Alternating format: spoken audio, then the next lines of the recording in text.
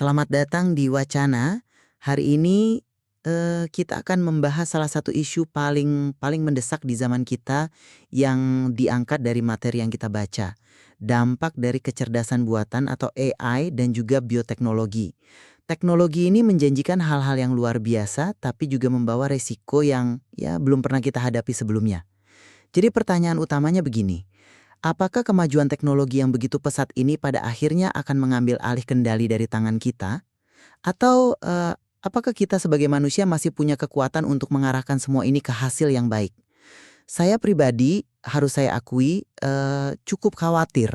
Saya akan berpendapat bahwa sifat dasar AI dan, dinamika perlombaan teknologi global yang tak terhindarkan ini membuat hilangnya kendali manusia menjadi sebuah kemungkinan yang sangat nyata.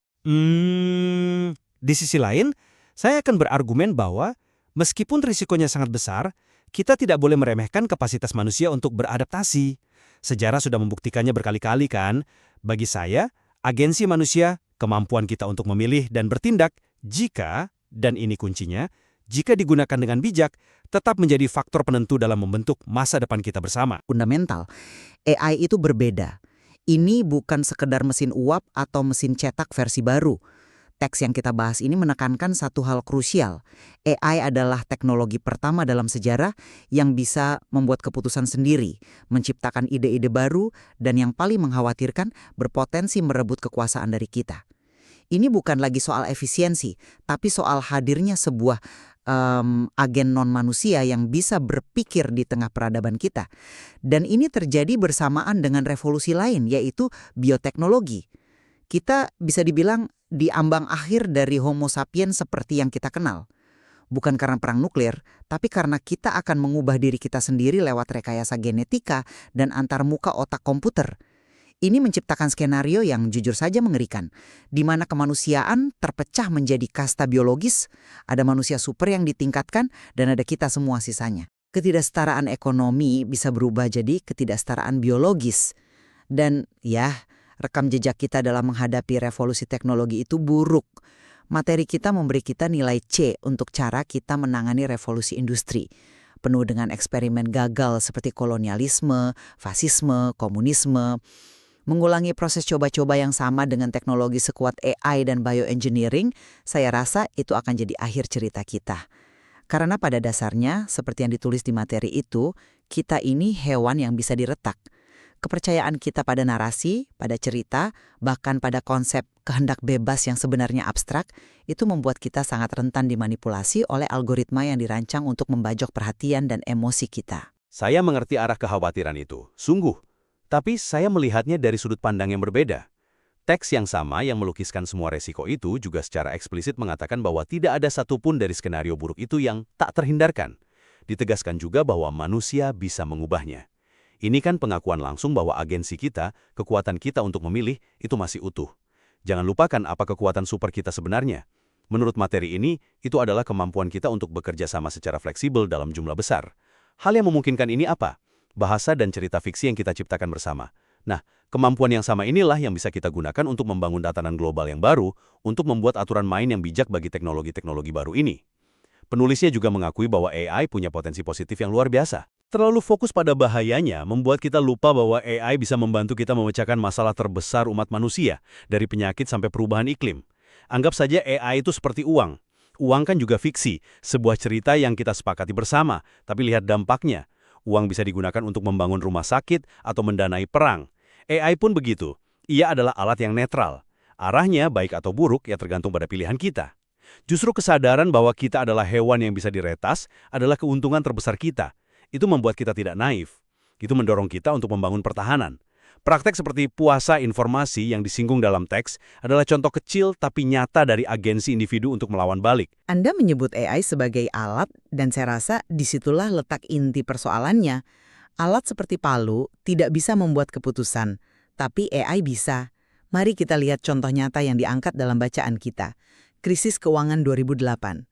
Krisis itu sebagian dipicu oleh instrumen keuangan seperti CDO, yang pada dasarnya adalah paket utang yang berlapis-lapis dan begitu rumit sehingga bahkan para bankir yang memperdagangkannya pun tidak sepenuhnya paham risikonya.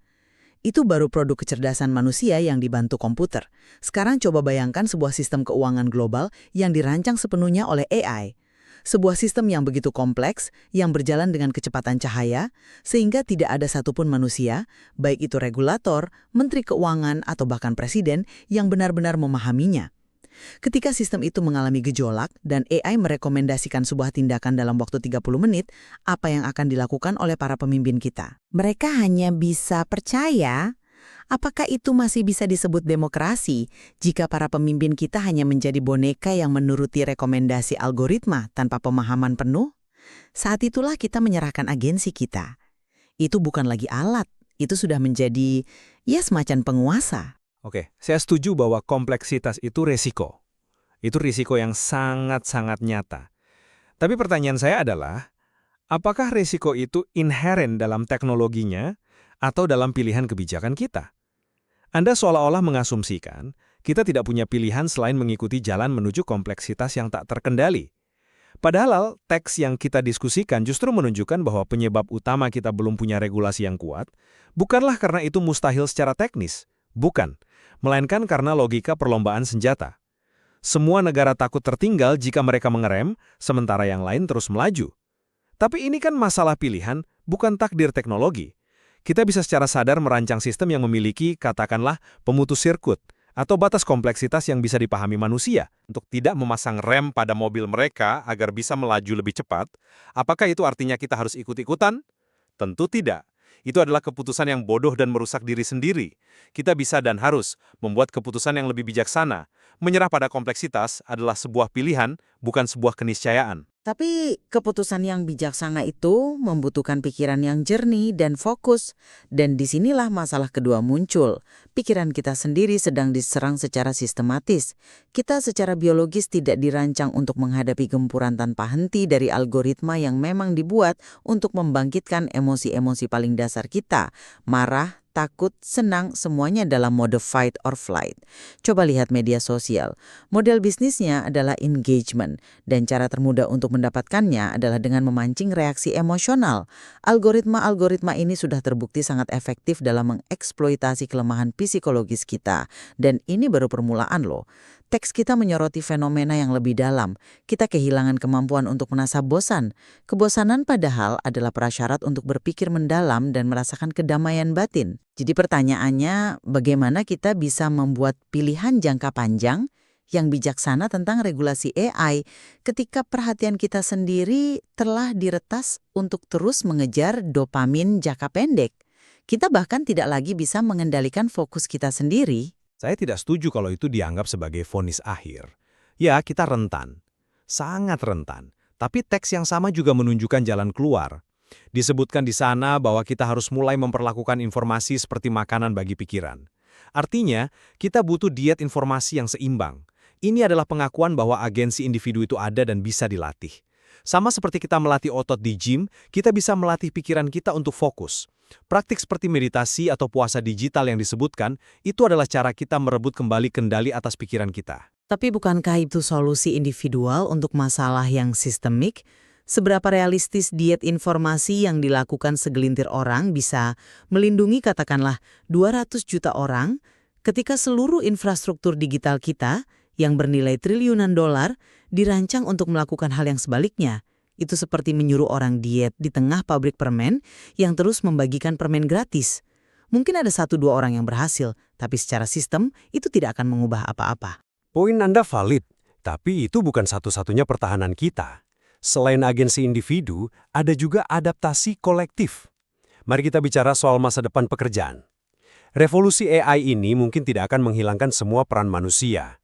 Justru teks tersebut berspekulasi bahwa pekerjaan yang paling sulit diotomatisasi bukanlah pekerjaan kognitif murni, seperti menganalisis data, tapi pekerjaan yang butuh kecerdasan emosional dan keterampilan motorik yang tinggi. Contohnya, merawat orang tua atau menenangkan anak kecil yang menangis. AI mungkin bisa mendiagnosis penyakit lebih baik dari dokter, tapi bisakah ia memegang tangan pasien dan memberinya harapan? Belum tentu. Ini menunjukkan bahwa akan ada peran-peran baru yang muncul bagi kita. Peran yang justru lebih manusiawi.